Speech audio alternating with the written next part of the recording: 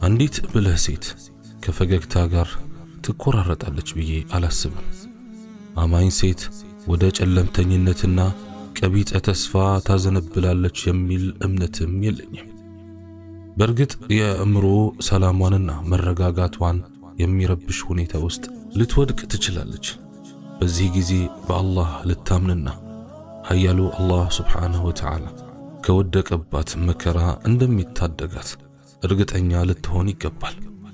ለድብርት እጇን ከሰጠች የመወሰን አቅሟን ውድቀት በገዛ እጇ አመቻቸች ማለት ነው። ምግባሮቿ በሙሉ በረዳት የለሽነትና ስንኩልነት ይተካሉ። የአላህ መልእክተኛ ዓለይሂ ሰላቱ ወሰላም ባልደረቦቻቸው አላህ ችግሮቻቸውን እንዲፈታላቸው ከእርሱ እገዛ እንዲፈልጉ ያስተምሩ ነበር። አቡ ሰዒድ አልኹድሪ ረዲየላሁ ዐንሁ እንዲህ ብለዋል። አንድ ዕለት የአላህ መልእክተኛ ሰለዋቱ ረቢ ወሰላሙሁ ዐለይህ ወደ መስጊድ ሲገቡ አቡ ኡማማ የሚባለውን የመዲና ነዋሪ አዩ። አቡ ኡማማ ሆይ የሰላት ሰዓት ሳይደርስ መስጊድ ውስጥ የማይህ ምን ገጥሞህ ነው አሉት። እርሱም የአላህ መልእክተኛ ሆይ ጭንቀትና የሰው ዕዳ ነው እዚህ ያመጣኝ አላቸው። እርሳቸውም አላህ ብትላቸው በእነሱ ጭንቀትህን የሚያስወግድልህ ዕዳህን የሚከፍልልህ ቃላት ባስተምረህ አትፈልግም አሉት። እንዴታ የአላህ መልእክተኛ አለ። ጠዋት ማታ اللهم إني أعوذ بك من الهم والحزن وأعوذ بك من العجز والكسل وأعوذ بك من الجبن والبخل وأعوذ بك من غلبة الدين وقهر الرجال أنديه بلالت ترجمو أنديهنا الله هوي كجنكتنا كهزن بان تتبقالو كأكم بسنتنا كسنفنا بان تتبقالو كبقواكانتنا كسستم بان تتبقالو كأدا بزاتم هنا بسوج كمشنف بان تتبقالو أبو داود زقبوتال يهالا أبو أمامة أنديه بلو نبر يا الله ملكتنيا عليه الصلاة والسلام أدرق يالونين أدرقو الله جنكتن أسوق لي أدايم تكفله فتنو دراشو جنكت أسوق جاجو سلام سجو الله سبحانه وتعالى عند سود مسجد قبه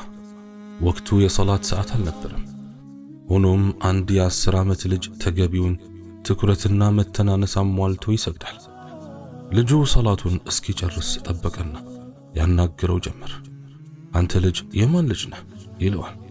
ልጁ አንገቱን አቀረቀረ። የእንባ ዘለላዎችም በጉንጮቹ ላይ ተንሸራተቱ። ከዚያም አንገቱን ቀና አደረገና እኔ አባቴንና እናቴን በሞት የተነጠቅኩ የቲም ነኝ ሲል መለሰ። ሰውየው በጣም አዘነለት። እንዲህም አለው፣ እንደ ልጅ አድርጌ ባሳደገህ ፈቃደኛ ነህ?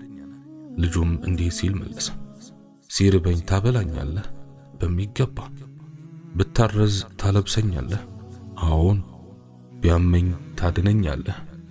ይህን የማድረግ አቅም እንኳን የለኝም የኔ ልጅ። በሞትስ መልሰህ ሕያው ታደርገኛለህ? ይህንንም ማድረግ አይቻለኝም።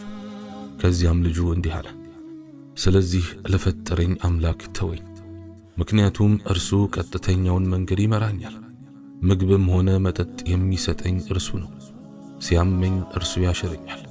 በትንሣኤ ቀንም ወንጀሌን ይቅር እንደሚለኝ ተስፋ አድርጋለሁ። ሰውየው በዝምታ ተዋጠና ወደ ጉዳዩ መሄድ ጀመረ። አንደበቱ በአላህ አመንኩ፣ በአላህ ላይ የተመካ እርሱ በቂው ነው እያለ ነበር። በአላህ የተመካ መቼም ቢሆን አይወድቅም። አላህም በችግር ወቅት ጥሎ አይጥልም። ከተረጂም ረጂ መሆን ይሻላል። ከተቀባይ እጅ ሰጪዋ እጅ የበለጠች መልካም ናት። ስለዚህ በተቻለን አቅም የሰዎችንም ችግር ለመፍታት እንሯሯጥ። አጠበቃት ውስጥ እንዲህ የሚል ተጽፏል። የአላህ መልእክተኛ ሰለዋቱ ረቢ ወሰላሙሁ ዐለይህ ልጅ ፋጢማ ረዲየላሁ ዐንሃ ለቀናት ትራብ ነበር። አንድ ቀን ባለቤቷ ዐሊ ረዲየላሁ ዐንሁ የፊቷን መገርጣት አስተውለው ምን ሆነሻል ፋጢማ ሲሉ ጠየቋት። በቤታችን ውስጥ ለ3 ቀናት ምንም የሚበላ ነገር አላገኘንም ነበር መልሷ። ታዲያ ለምን አልነገርሽኝም አሏት። አባቴ የአላህ መልእክተኛ በሰርጋችን ምሽት ፋጢማ ሆይ علي የሚበላ ነገር ካመጣልሽ ብዩ ምንም ነገር ካላመጣልሽ ደግሞ እንዳትጠይቂው ብለውኝ ስለነበር ነው። ነገር ግን ብዙ ሴቶች የባሎቻቸውን ኪስ በማራቆት የተካኑ ናቸው። ኪሱ ውስጥ ትንሽ ገንዘብ መኖሩን ሲያስተውሉ በቤት ውስጥ ያስቸኳይ ጊዜ አዋጅ ይታወጃል። ገንዘቡ ተንጠፍጥፎ እስኪያልቅም አዋጁ አይነሳም። ባልየው ለዚህ ሁኔታ እጁን ከሰጠ ጉዳዩ ማርገቢያ አይኖረውም። ከዚያም ግጭት ይከሰትና በፍቺ ይደመደማል። አዳኝና ጤና ለጋሽ የሆነውና ከእርሱ ውጭ ማንም የመመለክ መብት የሌለው አላህ ጥራት ይገባ። ውድ እህቴ ታመሽ እንደሆነ በንስሐ ወደ አላህ ሱብሓነሁ ወተዓላ ተመለሽ። አላህ ልመናን የሚሰማ ጭንቀትን የሚያስወግድና ክፉ ነገርን ሁሉ የሚከላከል በመሆኑ እንኳን ደስ ያለሽ። ሕይወትን በፍቅርና በበጎ እይታ አስተዊ። ምክንያቱም ሕይወት አላህ ሱብሓነሁ ወተዓላ ለሰው ልጅ ያበረከታት ስጦታ በመሆኗ። እናም ይህን ውድ ስጦታ በደስታ ተቀበይ። የንጋትን ውብ ብርሃን፣ የምሽትን ጸጥታና የቀኑን ድምቀት በደስታ አጣጥሚ። ውሃን እንኳን በምስጋና ጠጪ። ስትተነፍሽም በደስታ ይሁን። የጽጌረዳን መዓዛ አሽትች። ከዚያም አላህን አወድሺ። የፍጥረተ ዓለሙን ድንቅ ሥራ፣ የመሬትን ብርቅ ስጦታዎች፣ ተስማሚውን አየር እንዲሁም የፀሐይን ሙቀት አስተንትኝና ትምህርት ውሰጂ። እነዚህ ጸጋዎች አላህን ሱብሓነሁ ወተዓላ ለመታዘዝ ለማመስገንና ለማወደስ ያነሳሱሽ። ጭንቀትና ስጋት እነዚህን ጸጋዎች ከማየት እንዲጋርዱሽ እድል አትስጫቸው። ምስጋና ቢስ እንዲያደርጉሽም አትፍቀጅላቸው። አላህ እነዚህን ጸጋዎች የሰጠሽ እርሱን ለመታዘዝ እንድትችዩ መሆኑን አትዘንጊ። በአላህ ሱብሓነሁ ወተዓላ ላይ እምነት ያለው በመጪው ዓለም መኖር የሚያምን የአምላክ ፍራቻ ያደረበት ሙስሊም የሁሉ ነገር ፈጣሪ ለሆነው አላህ ሱብሓነሁ ወተዓላ ሙሉ በሙሉ እጅ ይሰጣል። በሌላ አነጋገር በሚደርስበት ነገር ሁሉ ጭንቀት ውስጥ አይገባም። ምክንያቱም አምላኩ የሁሉ ነገር ፈጣሪና የሙእሚኖች ወዳጅ ጠባቂ እንደሆነ ያውቃልና። ሙእሚን ያልሆኑት ለነገሮች የሚሰጡት ምላሽ ከዚህ እጅጉን የተለየ ነው። ለምሳሌ አንዲት ሙእሚን ሴት እጅግ ስትፈልግ የነበረውን ሥራ ልትከተር በፍጥነት እየሄደች ነው። ይሁን እንጂ ለቃለ መጠይቁ ታረፍድና ስትጓጓለት የነበረውን ሥራ ልታጣ ትችላለች። ቢሆንም መዘግየቷ ቀድሞ በአላህ ሱብሓነሁ ወተዓላ የተወሰነ መሆኑን ስለምታውቅ ከዚህ ካልጠበቀችው ክስተት ጥሩ ነገር ለማግኘት ትጠቀማለች። አምላኳንም ታመሰግናለች። መጨረሻው ያማረ እንዲሆንላት በጌታዋ ላይ ተስፋ ታደርጋለች። ያረፈደችበት ምክንያት ጎማ በመፈንዳት አሊያም በትራፊክ መጨናነቅ ላይ ማመካኘት ትክክል እንዳልሆነ ታውቃለች። ምክንያቱም የሁሉም መንስኤዎች አለመከሰት በሰዓቷ እንደማያስገኛት ትረዳለችና ነው። እነዚህም ሆኑ ሌሎች ክስተቶች ለማርፈዷ እንደ ምክንያት ይቅረቡ እንጂ ከሁሉም ጀርባ የአላህ ሱብሓነሁ ወተዓላ እቅድ እንዳለ ታምናለች። ፍላጎቷ አላህ ሱብሓነሁ ወተዓላ ከፈቀደ ብቻ እውን እንደሚሆን ታውቃለች። ከፍ ብለን በጠቀስነው ምሳሌ እህታችን ቃለ መጠይቁን እንዳታደርግ ተወስኖባታል። በመሆኑም እንዴትም ብትሆን ምንም ብታደርግ በሰዓቷ ልትገኝ አትችልም ነበር። ሁሉም እንቅፋቶች የሚባሉ ነገሮች የሚከሰቱት አላህ ሱብሓነሁ ወተዓላ ለሙእሚኖች ባለው በጎ ፍላጎት ነው። ሰዎች ይህንን ቢረዱት ኖሮ ፈጣሪያቸውን የቅርብ ወዳጃቸውና ጠባቂያቸው ባደረጉትና ሙሉ በሙሉ ለርሱ እጃቸውን በሰጡ ነበር። አላህ ሱብሓነሁ ወተዓላ በባሮቹ ላይ ሊያይ የማይፈልገው አንዱ ባህሪ በሚገጥሟቸው መልካም ያልሆኑ ገጠመኞች ምክንያት ሐዘን ወይም ጭንቀት ውስጥ መውደቃቸውን ነው። ከቢጸ ተስፋነት የኢአማንያን ባህሪ ወይም ከደካማ እምነት የሚመጣ ነው። ሁሉ ነገር በታቀደለት የዕጣ ፋንታ ጉዞው እንደሚፈስ አለመገንዘብ ነው። አላህ ሱብሓነሁ ወተዓላ ከዚህ ባህሪ እንድንጠበቅ ያስገነዝበናል። በዚህ ባህሪም መዋጥ ፍጹም የተከለከለ ወይም ሐራም ነው። ምክንያቱም አላህ ሱብሓነሁ ወተዓላ ሰዎች እርሱን እንዲያምኑትና በእርሱ ላይ ተስፋ እንዲያደርጉ የነገሮችን በጎ ገጽታ እንዲመለከቱ ስለሚፈልግ ነው። ሙእሚኖች ሀብታቸው ቢጠፋ ንብረታቸው ቢወድም ወይም ያልጠበቁት አደጋ ቢገጥማቸው እጅግ ታጋሽ ናቸው። ምክንያቱም አላህ ስብሓንሁ ወተዓላ ሁሉን ነገር እንደፈጠረ ያውቃሉና። አላህ ስብሓንሁ ወተዓላ የሚታዩትን ሆነ የማይታዩትን ነገሮች ከጉልት ነፃ አድርጎ የፈጠረ ጌታ ነው። ሁሉን የፈጠረው አላህ ስብሓንሁ ወተዓላ የሰው ልጆችንም ከነ እጣፋንታቸው የፈጠረ ጌታ ነው። እጅግ ራቅ ካለ ቦታ የሚኖረው ሰው የሚገጥመው ቅንጣት ክስተት ከአላህ ስብሓንሁ ወተዓላ ቁጥጥር ውጭ አይደለችም።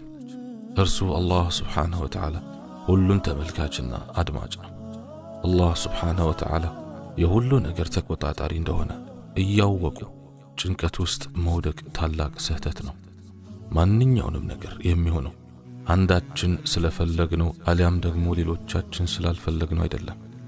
ነገሮችን ሁሉ እንዲከሰቱ የሚያደርገው አላህ ነው። ከኛ የሚፈለገው ከእያንዳንዱ ክስተት ጀርባ ያለውን ጥሩ ነገር ማየት ነው። ምክንያቱም አላህ ስብሓንሁ ወተዓላ ነገሮችን ሁሉ የሚያደርገው ለበጎ ነውና። ከነገሮች ጀርባ ያለውን መልካም ነገር መመልከት የቻሉ የአላህን እንከን የለሽ ሥራ ተረድተው እምነታቸውን ያጸናሉ። በተስፋና በቀቢጸ ተስፋ መካከል የሰለለች መስመር አለች። ተስፋ ምክንያታዊነት ሲሆን ቀቢጸ ተስፋነት ግን ተቃራኒው ነው። አንድ ተማሪ በደንብ ቢያጠናም በፈተና ሊወድቅ ይችላል። በመውደቁ ምሬት ውስጥ ቢገባ በዚህ ሁኔታው የሚያገኘው ጠቃሚ ነገር የለም። ትርፉ አካሉንና መንፈሱን መጉዳት ብቻ ነው። አላህ ስብሓንሁ ወተዓላ ለዚህ ተማሪ ሌላ ነገር ፈልጎለት ይሆናል። ምናልባት በዚያ ዓመት ወደ ኮሌጅ ከሚገባ ይልቅ ቀድሞ ዝግጅት ማድረጉ የተሻለ ይሆናል።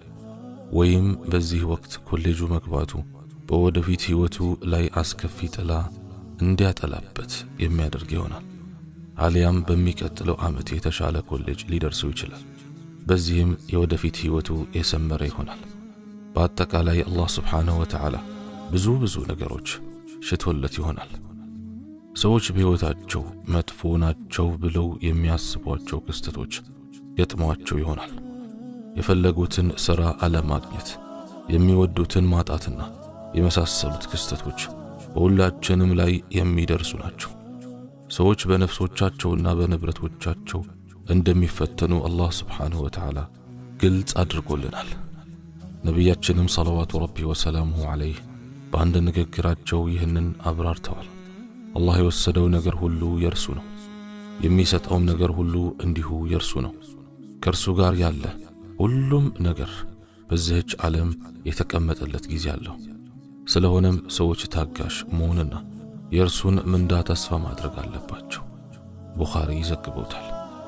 በመሆኑም በሚገጥማቸው ነገሮች ሁሉ ታጋሽ የሆኑት ጥሩ ነገር ሲያገኙ፣ አመፀኞች ግን አስከፊ ነገር ይጠብቃቸዋል። ተስፈኛ እና ታጋሽ መሆን አስፈላጊነቱን ልንገነዘቡ ይገባል። በዚህ የቁርአን አንቀጽ መሰረት ተስፈኝነት የግድ ነው። አዑዙ ቢላሂ ሚነሽ ሸይጣን ረጂም يا بني يذهبوا فتحسسوا من يوسف وأخيه ولا تيأسوا من روح الله إنه لا ييأس من روح الله إلا القوم الكافرون ልጆቼ ሆይ ሂዱ፣ ከዩሱፍና ከወንድሙም ወሬ ተመራመሩ፣ ከአላህም እዝነት ተስፋ አትቁረጡ። እነሆ ከአላህ እዝነት ከሃዲዎች እንጂ ተስፋ አይቆርጥም አለ። ሱረቱ ዩሱፍ አንቀጽ 87። አላህ ስብሓንሁ ወተዓላ እንዳዘዘው ተስፈኛ መሆን፣ ቀቢጸ ተስፈኝነትን ከሕይወታችን ለማስወገድ መጣርና ጌታችንን ወዳጃችን ማድረግና እንደ ትእዛዙ ማደር አለብን። አላህ ስብሓንሁ ወተዓላ ይርዳን። አላህ ስብሓንሁ ወተዓላ እኔ በተናገርኩት እናንተም በሰማችሁት የምንጠቀም ያድርገን። سبحانك اللهم وبحمدك أشهد أن لا إله إلا أنت أستغفرك وأتوب إليك وآخر دعوانا أن الحمد لله رب العالمين والسلام عليكم ورحمة الله وبركاته.